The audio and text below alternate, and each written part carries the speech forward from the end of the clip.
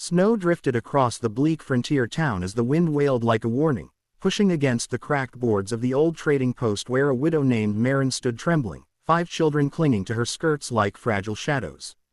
Her eyes were tired beyond years, her dress torn from weeks of hardship, and her youngest child whimpered against her shoulder as if his hunger had carved holes in his tiny bones. The townsfolk passed by with wary glances, some ashamed, others indifferent, as if poverty were a disease they feared catching. Marin's voice cracked as she whispered, barely audible beneath the storm, "We haven't eaten in days," not because she wanted pity, but because she had no strength left to keep pretending she could endure alone. Then, from across the snow-covered market, a cowboy stepped forward, a tall, rugged man named Colton Hayes, dusted with frost and carrying the aura of a man who had seen his share of darkness but refused to bow to it. His gaze softened as he watched the trembling family, and the sight of those wide, hungry eyes struck him deeper than any bullet ever had. He knelt before them, ignoring the curious stares of the crowd, and broke a fresh roll of bread in half, offering it gently toward the crying baby. "No," Marin whispered, shaking her head, pride and desperation colliding in her chest. "I can't take charity." Colton's voice was steady, calm, as warm as a campfire against the blizzard. "Ma'am, this ain't charity. This is what people ought to do when others are falling." For a moment, Marin hesitated, then the baby's shaking hand reached out, touching the food as if he barely remembered what hope felt like. She surrendered and let the child eat. Tears she hadn't meant to show glimmered on her lashes. One by one, the other children leaned in, thin, cold, eyes wide, and Colton felt something shift inside him. He rose slowly, scanning the town folk who watched with tight lips. "Ain't a soul here who should let a family starve," he said, his voice rising with conviction. "Not while we've all got enough to spare." Silence spread before the crowd began to turn away, some embarrassed, some unwilling to be reminded of their own comforts. Marin swallowed hard. Why help us?" she asked, her voice trembling with confusion. Colton holstered his gloves and nodded toward the distant hills. "Because once, I was hungry too.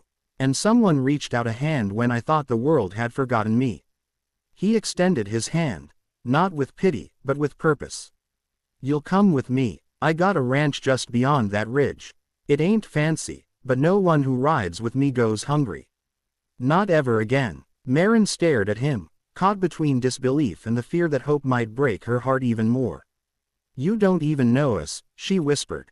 "I don't need to," he replied. "I know what it means to suffer. And I know what it means to choose kindness." The children looked to their mother, their breath fogging the air, their faces pale with cold. Finally, Marin nodded, though her voice cracked as she said, "Thank you, I don't know how to repay this." Colton smiled faintly. "Ma'am, you already did, by fighting this long.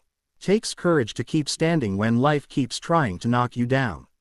As they began to walk toward his horse and wagon, Marin felt her legs weak beneath her, but she forced herself forward. Her oldest daughter, Ella, tugged at her sleeve and whispered, "Mama, does this mean we'll be safe?" Marin looked at Colton's broad back, the way he shielded them from the wind without thinking twice. "I think," she said softly, "we might finally be." Snowflakes clung to their lashes as Colton lifted each child into the wagon, wrapping them in blankets he always kept for travelers.